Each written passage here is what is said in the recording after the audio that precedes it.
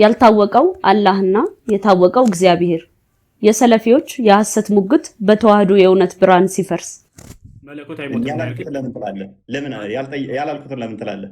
አዳምጥ። እኔ የጠየቅኩህ ሌላ ነው። አዳምጥ። እኔ የጠየቅኩህ ሌላ ያላልኩት ለምን ትላለህ?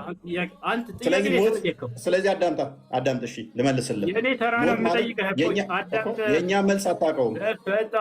ና ተማር፣ ኡስታዝ ተማር። እሺ በሰው ልጅ ታሪክ ውስጥ ፈጣሪን የመፈለግና የማወቅ ጥያቄ ከሁሉ በላይ ግዙፍና ጥልቁ ምዕራፍ ነው።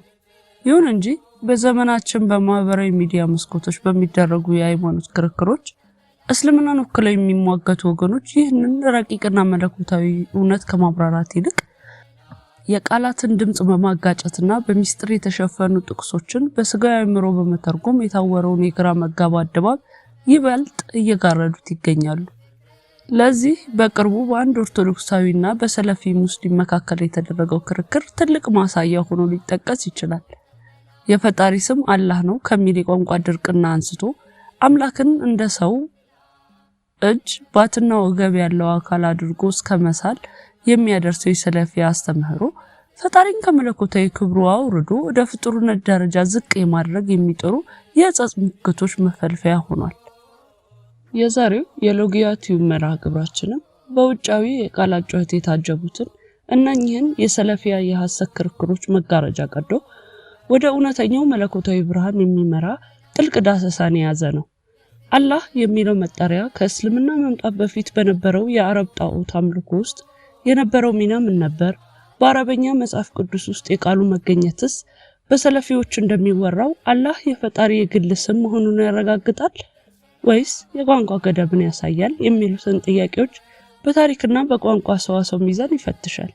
ከዚህም በላይ አምላክ እንደ ሰው የአካል ክፍሎች ብልቶች ያሉት አካል አድርጎ የመሳል አደገኛ አካሄድ በፈጣሪ ባህሪ ላይ የሚያስከትለውን ውድቀትና በሙስሊሙ ዓለም ውስጥ ሳይቀር የፈጠረውን ውስጣዊ ቅራኔ በዝርዝር ይተነትናል።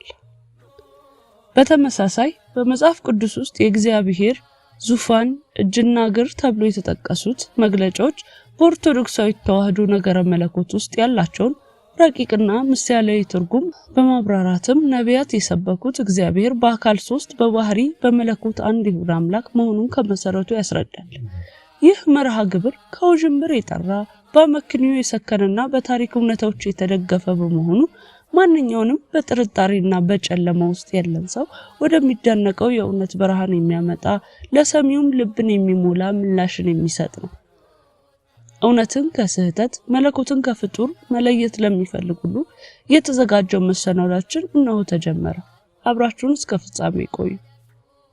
መውቂዕ እንባ ተክለ ሃይማኖት የአባ ተክለ ሃይማኖት ዌብሳይት ማለት ነው። በኢትዮጵያ እንግዲህ ቅዱስ አባ ተክለ ሃይማኖት ብላችሁ በምትጠሩት በሱ የተሰየመ ነው። ኦሪት ዘፍጥረት ምዕራፍ 1 ቁጥር 1 አተክዊን ይላል። ስፍር ተክዊን ኦሪት ዘፍጥረት ማለት ነው። ይህን ተማር አረበኛ ማለት አትችል መሰለኝ። ምዕራፍ 1 ቁጥር 1 ላይ ምን ይላል? ፊል በድኢ ኸለቀ አላሁ ሰማዋት ወልአርድ። አላሁ አክበር።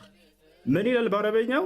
አላህ በመጀመሪያ ሰማይና ምድርን ፈጠረ ይላል። ያ ጀማዓ ይሄ ያሳያችሁ ያለሁት ቁርአን እንዳይመስላችሁ የራሱ የገዛ መጽሐፉ ነው። በገዛ መጽሐፉ ላይ አምላክን አላህ ብለው ይጠራሉ የአረብ ክርስቲያኖች። የሰለፊ ሙስሊሞች አላህ የሚለውን ቃል ከመለኮት ቀጥታ የወረደና ሌላ አቻ የሌለው የፈጣሪ ግል ስም አድርገው ለማቅረብ የሄዱበት ርቀት ከታሪክና ከቋንቋ እውነታዎች ጋር በእጅጉ የሚጋጭ ነው። ይህ የስሙ ጅምብር የሚጀምረው ቃሉን ከአረበኛ ቋንቋ ሰዋሰውና ከጥንታዊ የአረብ ምድር ባህል ነጥሎ ለማየት ከመሞከር። በመሰረቱ አላህ የሚለው ቃል በአረበኛ ቋንቋ አል-ኢላህ ከሚለው ሐረግ የመጣ ሲሆን በቀጥታ ትርጉሙ አምላኩ ዘጋድ ማለት እንጂ በራሱ ራሱን የቻለ መጠሪያ ስም አይደለም። በአረበኛ ቋንቋ ኢላህ ማለት ማንኛውም አምላክ ሊያመለክት የሚችል የጋራ መጠሪያ ሲሆን አል የሚለው ቅጥያ ደግሞ ያንን አምላክ ለይቶ ለማሳወቅ የሚገባ የቋንቋ መሳሪያ ነው። ይህ ማለት አላህ የሚለው ቃል የፈጣሪ ማንነት የሚገልጽ ሳይሆን በቋንቋው ተናጋሪዎች ዘንድ ያ የሚመለከው አካል ለማለት የሚጠቀሙበት መገለጫ ነው። ይህን ሀቅ ይበልጥ የሚያጠናክሩት ደግሞ የታሪክ ድርሳናት ናቸው። ከእስልምና ከመመስረቱና ቁርአን ከመውረዱ ከብዙ መቶ ዓመታት በፊት በአረብ ምድር የነበሩ ጣዖት አምላኪዎች አላህ የሚለውን ቃል ይጠቀሙበት እንደነበር የታወቀ እውነታ ነው። ትልቁና የማያሻማው ማስረጃ የመሐመድ አባት ስም አብደላህ የአላህ ባሪያ መሆኑ ነው። መሐመድ ገና ነብይ ነኝ ሳይልና የአላህ መገለጥ መጣልኝ ሳይል በፊት አባቱ ይህን ስም መያዙ ቃሉ በዚያ ማህበረሰብ ዘንድ በባዕድ አምልኮ ስርዓት ውስጥ ይሰራበት የነበረ ቅርስ መሆኑን ያረጋግጣል።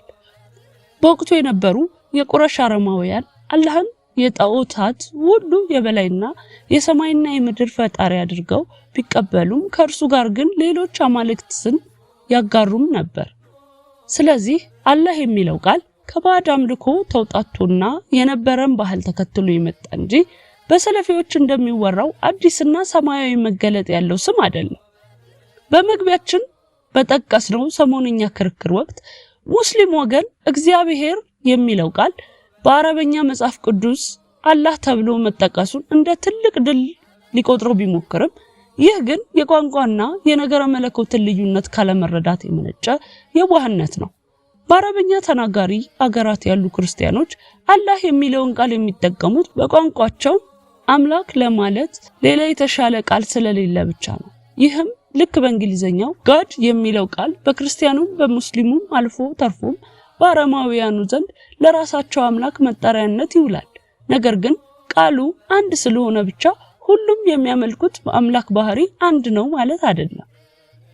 የሰለፊው አላህ እጅ እግርና ባት አለው ተብሎ የሚታመን ቁሳዊ አካል ሲሆን የመጽሐፍ ቅዱሱ እግዚአብሔር ግን በባህሪው የማይታይ የማይጨበጥ በቦታ የማይወሰንና ፍጹም መንፈስ ነው። ስለዚህ በአረበኛ መጽሐፍ ቅዱስ አላህ ለሚለው ቃል መኖሩ የሚያሳየው የቋንቋው አቻ ፍቺ እንጂ በቁርአን የተገለጠውንና አካላዊ መገለጫ የተሰጠውን አላህ የሚወክል ሆኖ አይደለም። ቃሉ የጋራ መጠሪያ ኮመን ናውን እንጂ የግል ስም ፕሮፐር ናውን አለመሆኑን ሙስሊም ምሁራን ሳይቀሩ በሰዋሰው ትንታኔዎቻቸው ላይ ያስቀምጡታል። ይህ የስሙ ጅምብር ይበልጥ የሚከፋው ደግሞ ከፈጣሪ ባህሪ ጋር ተያይዞ ሲታይ ነው። ኦርቶዶክሳዊ ተዋህዶ ቤተክርስቲያን እግዚአብሔር ስትል የባህሪ ስሙንና መለኮታዊ ስልጣኑን እየጠራች ነው። እግዚአብሔር ማለት የዓለም ጌታ የሁሉ ፈጣሪና መጋቢ ማለት ሲሆን ይህም ስም ከስላሴ ማለትም ከአብ ከወልድና ከመንፈስ ቅዱስ አንድነትና ሶስትነት ጋር የተቆራኘ ነው። የሰለፊዎች ሙግት ግን አላህ የሚለውን ቃል እንደ አንድ የቁሳዊ አካል መጠሪያ አድርገው በመጠቀም በዚያው ልክ ደግሞ አላህ እንደ ሰው አይነት ባይሆንም እጅ አለው ባት አለው በሚል ፍጹም ፍጡርን በሚመስል መግለጫ ያጎላምሱታል። ይህ አምላክን እንደ ሰው የአካል ክፍሎች ብልቶች አሉት ብሎ ማመን ፈጣሪን ከመለኮታዊ ክብሩ አውርዶ ወደ ፍጡር ደረጃ ዝቅ ማድረግ ነው። ሰለፊዎች አልተገለጸም ወይም አልተብራራም በሚል ድፍን ያለ ቃል የሚሸሹት የአምላካቸው ማንነት በራሱ ውስጣዊ ቅራኔ ስላለበት ነው። ምክንያቱም አካል ካለው በቦታ ይወሰናል፣ በቦታ ከተወሰነ ደግሞ ፍጡር እንጂ ፈጣሪ ሊሆን አይችልም። እግዚአብሔር ግን መንፈስ በመሆኑ በሁሉ ቦታ ይገኛል፣ ነገር ግን በምንም አይወሰንም። ፕሊስ ጠየቅኩ እኮ እሺ፣ እንደገና ልጠይቅ። ሌላ አላህ ጭንቅላት አለው የለውም? እሺ አላህ ጭንቅላት አለው የለውም የሚል በቁርአንም በሆነ በሐዲስ ላይ አልተገለጸም። ስለዚህ አለው ብለንም አንናገርም፣ የለውም ብለንም አናስተባብልም። ምክንያቱም በቁርአን በሐዲስ ላይ በነቢያት አንደበት የመጣን ብቻ የምንቀበል እንጂ የማንጨምር የማንቀንስ ነው። የሰለፊያ የእምነት መሰረት የሆነውና አላህን የአካል ብልቶች እንዳሉት አድርጎ የመግለጽ አካሄድ በነገረ መለኮት ሚዛን ሲመዘን ፈጣሪን ከመለኮታዊ ባህሪው አውርዶ ወደ ፍጡር ደረጃ ዝቅ የሚያደርግና በውስጡም እጅግ ዘግናኝ የሆኑ ቅራኔዎችን የያዘ ነው። ሰለፊዎች አላህ ሁለት እጆች አሉት፣ ባት አለው፣ ፊት አለው፣ ወገብ አለው፣ በአርሽ ዙፋን ላይ ይቀመጣል የሚሉትን የቁርአንና የሐዲስ ቃላት እንደወረደ ቃል በቃል እንቀበላለን ሲሉ አምላክን ልክ እንደ ሰው ቁሳዊ አካል ያለው አስመስለው ይስሉታል። ምንም እንኳ እንደ ሰው አይነት አይደለም የሚል መከላከያ ቢጨምሩም እጅ የሚለውን ቃል ከነባራዊ ትርጉሙ ውጪ ወስደው አካል መሆኑን ካረጋገጡ በኋላ እንዴት ያለ እጅ ነው ለሚለው ጥያቄ ግን አልተገለጸም በሚል ድፍን ያለ ቃል ማለፋቸው ትልቅ የህሊና መቃወስ ነው። አንድ ነገር አካል አለው ከተባለ ያ አካል የግድ መጠን፣ ስፋት፣ ጥልቀትና በቦታ የመወሰን ባህሪ ይኖረዋል። አላህ ባት አለው ካሉ ያ ባት ከሌላው የአካል ክፍል የሚለይበት የራሱ ዳርቻ ባውንደሪ ሊኖረው ግድ ነው። ይህ ደግሞ አላህን የተገጣጠመ ፍጡር ያደርገዋል። መለኮት ግን በባህሪው የማይከፈል የማይገጣጠም የማይወሰንና ጥርጥር የሌለበት አንድ ወጥ ባህሪ ነው።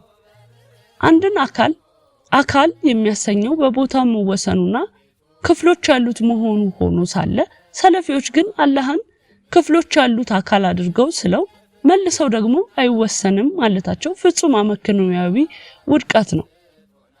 ይህ የሰለፊዎች አስተሳሰብ አምላክን በአርሽ ዙፋን ላይ እንደሚቀመጥ ንጉስ አድርጎ የመሳል ዝንባሌ መለኮትን በቁሳዊ ዓለም ህግጋት ውስጥ የመቆለፍ ሙከራም ነው። አላህ ዙፋን አርሽ ላይ ተቀምጧል ሲሉ ዙፋኑ ከአላህ እንደሚበልጥና አላህም በዚያ ዙፋን ላይ ለመቀመጥ በቦታ እንደሚገደብ በድፍረት እያወጁ ነው።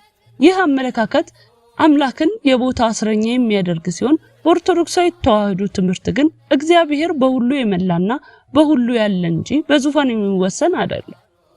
በሰሞንኛው ክርክር ሰለፊው ወገን የእናንተም አምላክ ዙፋን ላይ ይቀመጣል በማለት ሊሞግት የሞከረው በመጽሐፍ ቅዱስ ውስጥ ያሉትን ምሳሌያዊና ምስጢራዊ ንግግሮች ከሰለፊያ ቁሳዊ ትርጓሜ ጋር በማምታታት ነው። እግዚአብሔር ሰማይ ዙፋኔ ነው ሲል ንጉስነቱንና በሁሉ ላይ ያለውን የበላይነት ለመግለጽ እንጂ እንደ ሰው ደክሞት የሚቀመጥበት ወንበር ኖሮት አይደለም። ክርስቲያኖች የእግዚአብሔር እጅ ስንል ኃይሉና ጥበቃውን፣ አይኑን ስንል ተመልካችነቱንና አዋቂነቱን በምሳሌያዊ ዘይቤ ለመግለጽ መሆኑን እንረዳለን። ሰለፊዎች ግን እነዚህ ምሳሌያዊ ንግግሮች ወደ ቁሳዊ የአካል ክፍሎች በመቀየር አምላክን እንደ ሰው ባትና ወገብ ያለው አስመስለው መረዳታቸው እነርሱ የሚያመልኩት አምላክ ከሰው ምናብ የተፈጠረና ከመለኮታዊ ባህሪ የራቀ መሆኑን ቁልጭ አድርጎ የሚያሳይ ነው። ይህ አምላክን ሰው የማድረግ ክህደት በሙስሊሙ ዓለም ውስጥ ሳይቀር ወጥ መረዳት የሌለውና ለብዙ ክፍፍሎች ምክንያት የሆነ ጉዳይ ነው። ለአብነትም እንደ አሻሪና ማቱሪዲ ላሉ ሌሎች የሙስሊም ወገኖች የሰለፊያን አካላዊ አረዳድ እንደ ድፍረትና እንደ ስህተት ይቆጥሩታል። እነርሱም ልክ እንደ ክርስቲያኖች እነዚህ ቃላት በምሳሌያዊነት ለመተርጎም ይሞክራሉ። ይህም የሚያሳየው አላህ ማን ነው፣ ባህሪውስ ምንድነው በሚለው መሰረታዊ ጥያቄ ላይ እስልምና ወጥና ጽኑ የሆነ መለኮታዊ እውነት እንደሌለው ነው። ሰለፊዎች አላህ እጅ አለው ነገር ግን የሰው አይነት አይደለም የሚለው መከራከሪያቸው እሳት አለኝ ነገር ግን አይሞቅም፣ አያቃጥልም፣ ብርሃንም አይሰጥም ግን እሳት ነው እንደማለት ያለ ትርጉም አልባ ንግግር ነው። አንድ ነገር እጅ ከተባለ እጅ ነው፣ አካል ከተባለም አካል ነው። ለአካል የሚሰጡ መገለጫዎችን ሁሉ ለአምላክ ሰጥቶ መጨረሻ ላይ ግን አካል አይደለም ወይም የአካልነቱ ምንነት አይታወቅም ማለት ተከታዮችን በጭፍን እምነት ውስጥ ለማቆየት የሚደረግ ስልት ነው። የኦርቶዶክሳዊት እግዚአብሔር ግን መንፈስ ነው። መንፈስ ደግሞ ስጋና አጥንት ብልትና አካል የለውም። ነቢያት የሰበኩት እግዚአብሔር በባህሪው የማይታይና ረቂቅ ነገር ግን በስልጣኑና በቸርነቱ በዓለም ውስጥ የሚሰራ ነው። ሰለፊዎች አላህን አካል ያለውና በሰማይ ወዳለ ዙፋን የሚወርድና የሚወጣ አድርገው መሳላቸው አምላክን በጊዜና በቦታ ውስጥ የሚኖር ታላቅ ሰው ሱፐርማን ከማድረግ አይዘልም። ይህ ደግሞ በነቢያት ከተሰበከውና በመጽሐፍ ቅዱስ ከተገለጠው ፍጹም ረቂቅና በሁሉ ካለ አምላክ ጋር ምንም አይነት ግንኙነት የሌለው የጨለማ አስተሳሰብ ነው። ተገልጿል እንጂ አሁንም እግሩ ጥፍር አለው የለውም ተብሎ አልተገለጸም። ኦኬ እጁስ? እጅ አለው። ጣትስ አለ የለውም? ጣቶች አሉት ልክ አምላክህ እንዳለው። ስንት ጣቶች ነው አላህ ያለው? አላህ ሱብሓነሁ ወተዓላ ጣቶች አሉት ተብሎ የተገለጸ። በእስልምናና በክርስትና መካከል ላለው መሰረታዊ ልዩነት ዋነኛ ማዕከል የሚስጥረ ሥላሴ ትምህርት ነው። የሰለፊ ሙስሊሞች አላህ አንድ ነው ሲሉ አንድነቱን የብቸኝነት ወይም ከራሱ ጋር ብቻ የሚኖር አድርገው ይገልጹታል። ይህ አረዳድ ግን ሌላው ቀርቶ አምላክ ዓለምን ከመፍጠሩ በፊት ፍቅር ሊሆን አይችልም የሚል ትልቅ የባህሪ ክፍተት ያመጣበታል። ምክንያቱም ፍቅር ለመሆን ቢያንስ የሚወደድ እና የፍቅር ህይወት ያስፈልጋል።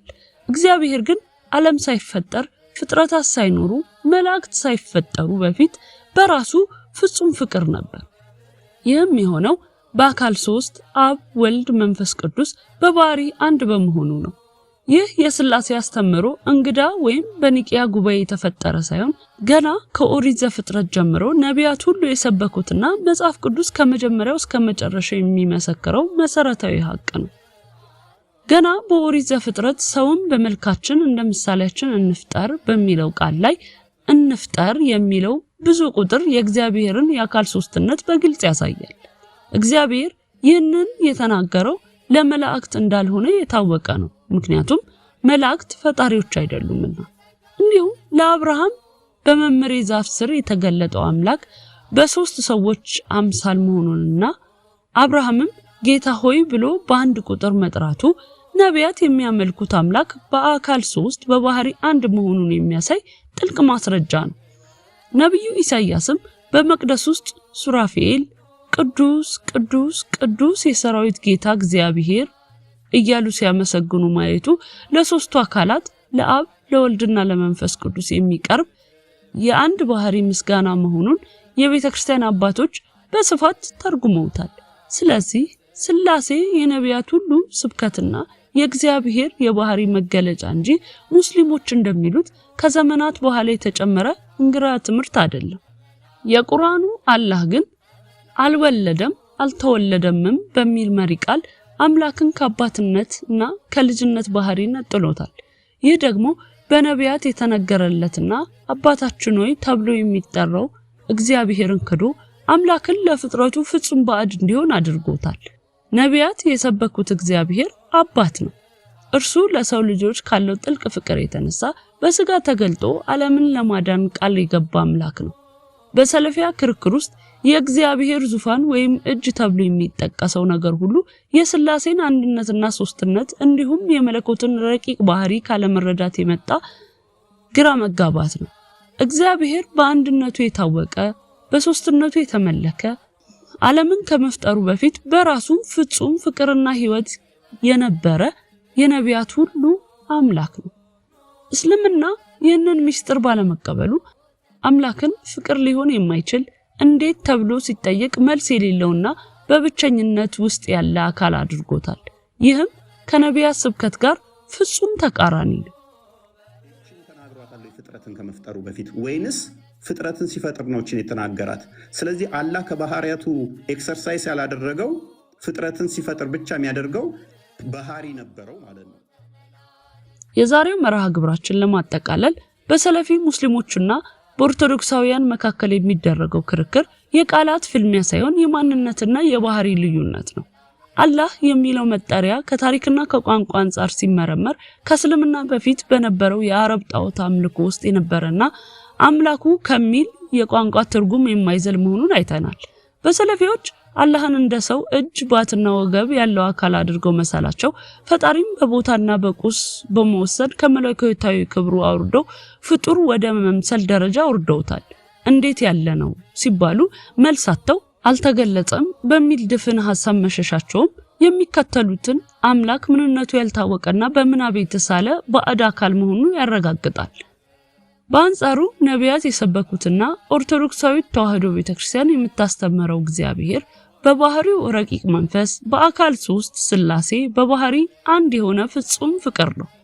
በመጽሐፍ ቅዱስ ውስጥ የሚጠቀሱት ዙፋን፣ እጅና እግር የሚባሉ አገላለጾችም የመለኮትን ሥራ ለሰው ልጅ አእምሮ ለመግለጽ የሚገቡ ምስጢራዊና ምሳሌያዊ ዘይቤዎች እንጂ አምላክን ብልቶች ያሉት ታላቅ ሰው ሱፐርማን የሚያደርጉ አይደሉም። በእስልምናም ሆነ በቁርአን የተገለጠው አላህ ከነቢያት መሰረታዊ አስተምህሮና ከክርስቶስ ቤዛነት ጋር ፍጹም ተቃራኒ መሆናቸው ሃይማኖቱ የነቢያት ቀጣይ አለመሆኑን ፍንትው አድርጎ ያሳያል። ስለሆነም እውነትን የሚፈልግ ማንኛውም ሰው አምላክን አካላዊ ብልቶች ካሉት የሰለፊያ ጨለማ አስተሳሰብ ወጥቶ ራሱን ዝቅ አድርጎ ዓለምን አዳነውና በባህሪው መንፈስ ወደ ሆነው ወደ እውነተኛው የእግዚአብሔር ብርሃን እንዲመጣ ጥሪያችን ነው። እውነት አንድ ናት፣ እርሷም ነጻ ታወጣለች። ሰላም እግዚአብሔር ከሁላችን ጋር ይሁን። እኔ አምላካችሁ እነሆ ከግብጽ ምድር ያወጣኋችሁ እግዚአብሔር ነኝ። እንግዲህ እኔ ቅዱስ ነኝና እናንተ ቅዱሳን ሁኑ ይላል።